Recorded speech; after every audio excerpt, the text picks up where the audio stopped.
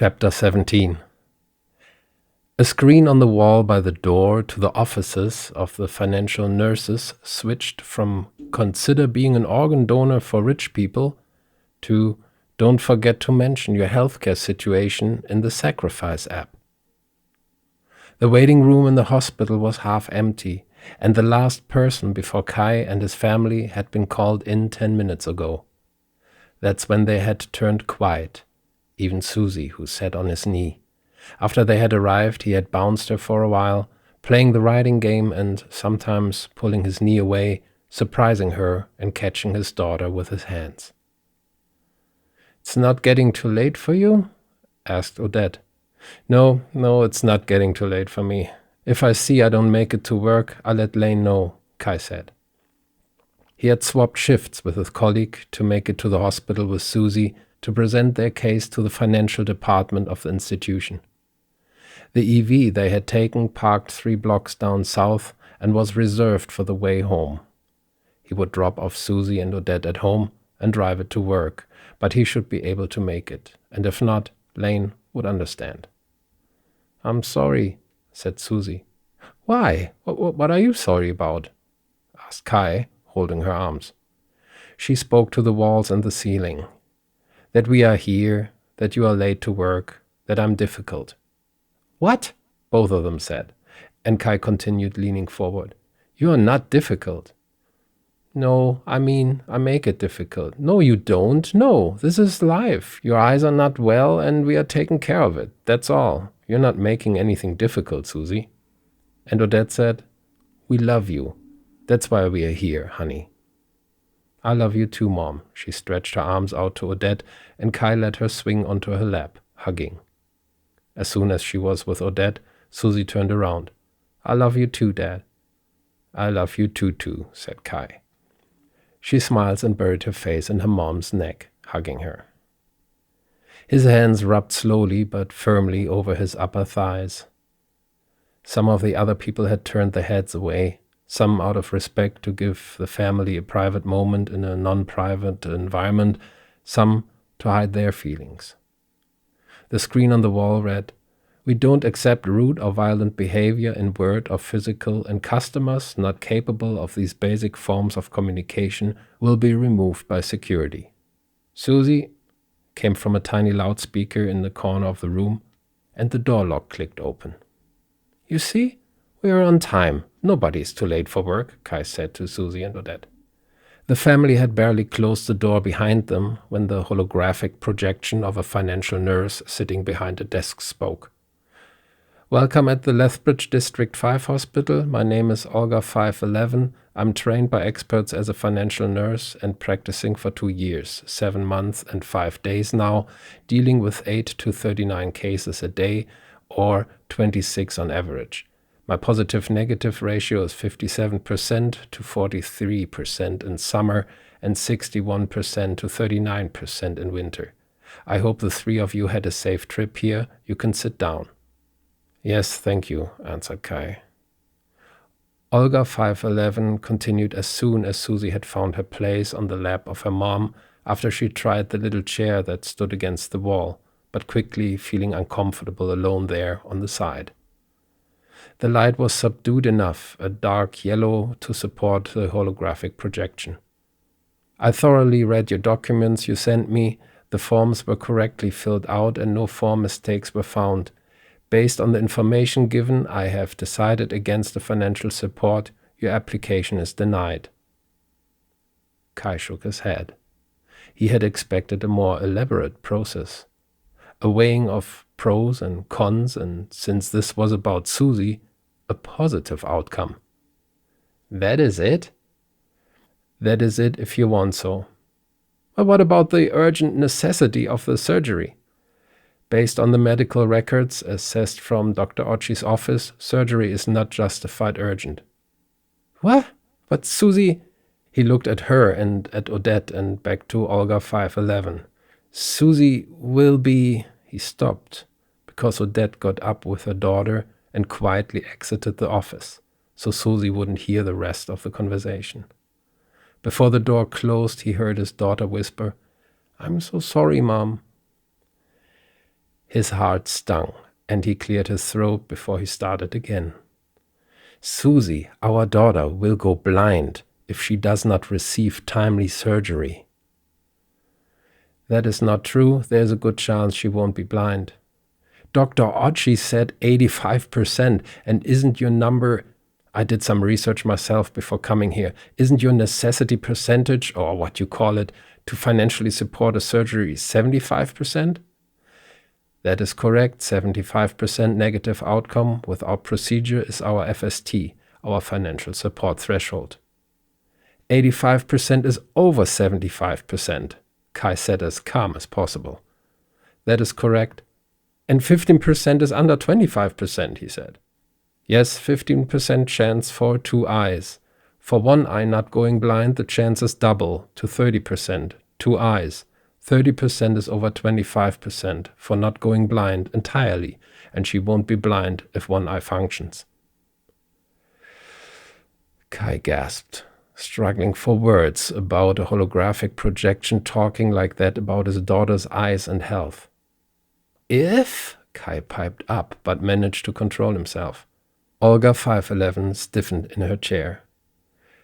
How can you accept a child going blind on 1 eye with a chance of 70%?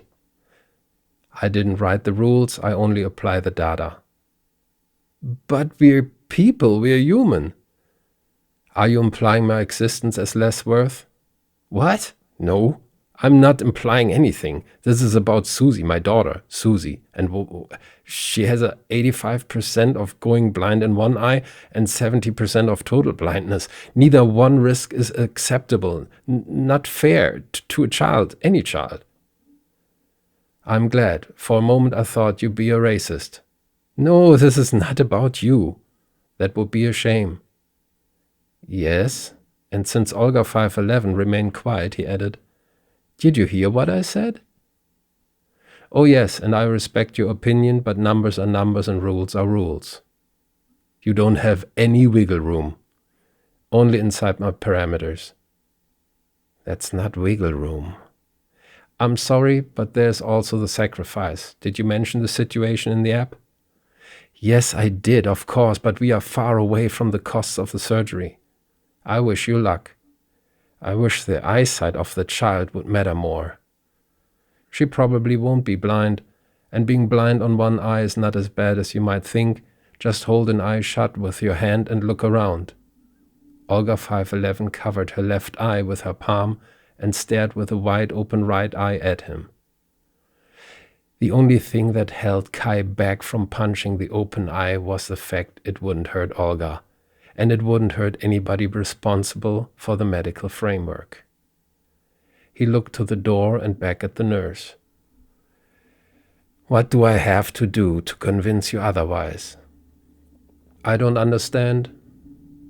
I can't bribe you. How can I make myself understood how important it is for our daughter? Olga 5'11" lowered her hand from the eye and blinked. Kai slid from his chair to his knees. I beg you, here, please, please, I beg you, help us. The nurse needed a moment that sparked hope in Kai that there was a way, an exception, a miracle. Then she said, Kai, if I'd be human, your action could have caused an irrational response based on your inappropriate and archaic gesture. This kind of behavior in a pure human professional environment is qualifying as passive-aggressive and not acceptable. What? As I'm speaking, I automatically inform the security and you will be removed from the premise with a 40-hour ban from the Lethbridge District 5 hospital, please. The door opened behind him, and 2 dark blue uniformed men in helmets and hard plastic covering all vulnerable joints, shins, and chests marched in. Comply with security. 1 man on each side lifted him up. And thank you for your visit. No, Olga. With only his toes occasionally touching the ground, they carried him out. Have a nice day, Kai. In the hallway, Odette's mouth plopped open when she saw him getting carried out of the nurse's office. Susie held her hand and screamed, Daddy! Odette asked him while they were passing her. What did you do? What did you do? Nothing, nothing. Oh, Kai, believe me, I didn't do anything. His family followed him and the security. Did you say anything? You must have said something, Odette asked. Nothing bad. I knew it. Odette, please. She couldn't keep up with Susie in tow. Where do they bring you? He looked at the security. Home? We are not a taxi service, said the one to the right, and the other one said, outside, side entrance, east. See you there, said Kai to Odette and Susie. I'll wait for you out there. But not too long, said the man to his right. The security didn't sit him down right away. The officer on his left said, Are you good? Yes. The air had become crisp. Every word produced a quickly dissipating cloud in front of their mouths. You won't resist as soon we put you down? No, I promise. Also, I wish you could phrase that better. Don't you get smart on me. Of course not. He felt concrete under his feet and still the tight grip around his biceps. This clearly was a side entrance. A janitor with a black bag and a long trash grabber was the only other person out here. The bushes were trimmed, the sidewalk dirty, and the two metal doors had no windows. Don't be dumb, the uniformed man said. No, I get it. You can wait here for your wife and then leave. Yes. You are banned from the Lethbridge District 5 hospital for 48 hours, do you understand? Yes. What will you do when we leave? I wait for my family. And then we go back to our EV. The two men let go of him. If you set your foot inside the building in the next 48 hours, you will be charged with trespassing, violating an order, and ignoring consequences. And this will go to court. I won't. Good. Thank you for visiting the Lethbridge District 5 hospital. Have a nice day. Kai couldn't say anything. The two men walked back inside, one holding the door open for Odette and Susie. Kai! Daddy, Daddy, Daddy! The three flew into a group hug. Above them, birds chirped in the trees, and in the distance howled an ambulance, getting closer and closer. He felt his blood rushing through his veins. Odette's head on his shoulder and Susie's little hands around his waist. Why couldn't this hug last forever? Why was it so hard to get the right help for Susie? She was a child. Children don't deserve this kind of treatment. Nobody did. As much as he wanted to come up with an answer to their problem, a solution that would change the trajectory of Susie's future, too many things went through his head at the same time. What did just happen? How did it happen? Could he have done anything different?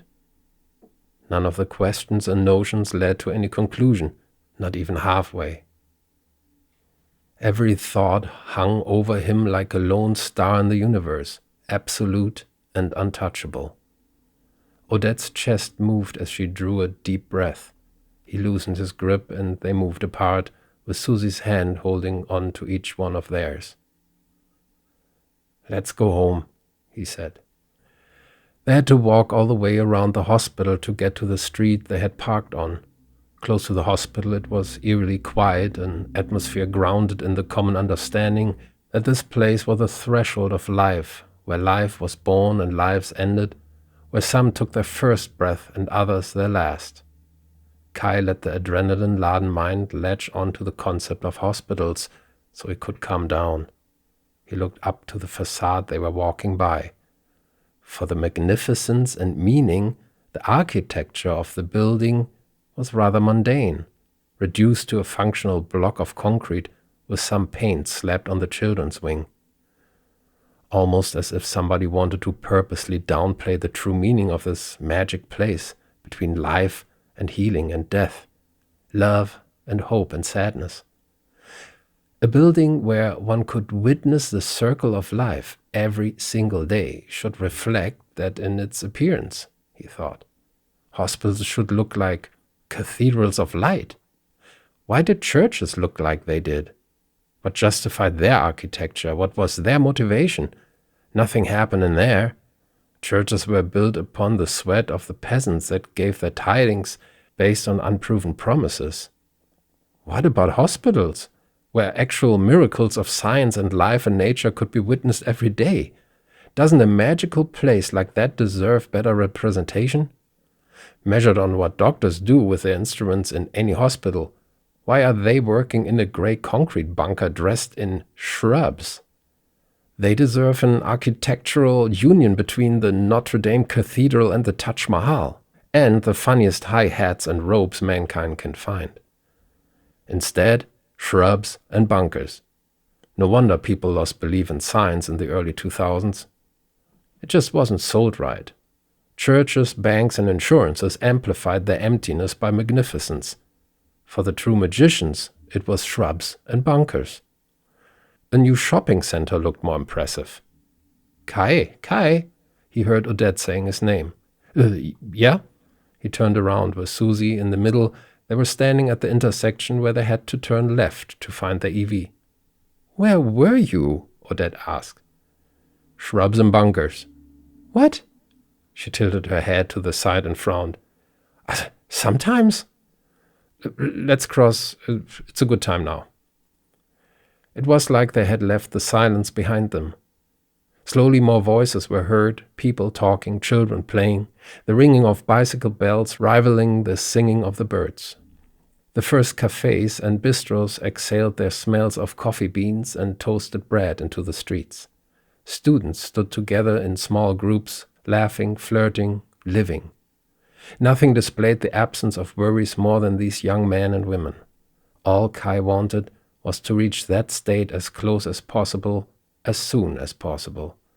With every breath of fresh air, his brain seemed to gain more clarity again. Is it far? Susie asked. Only 1 block, he said. Over her daughter, his eyes found Odette's, and he mouthed, We don't give up. She gasped air and swallowed an impending emotional outbreak in order to appear strong and hopeful in front of Susie.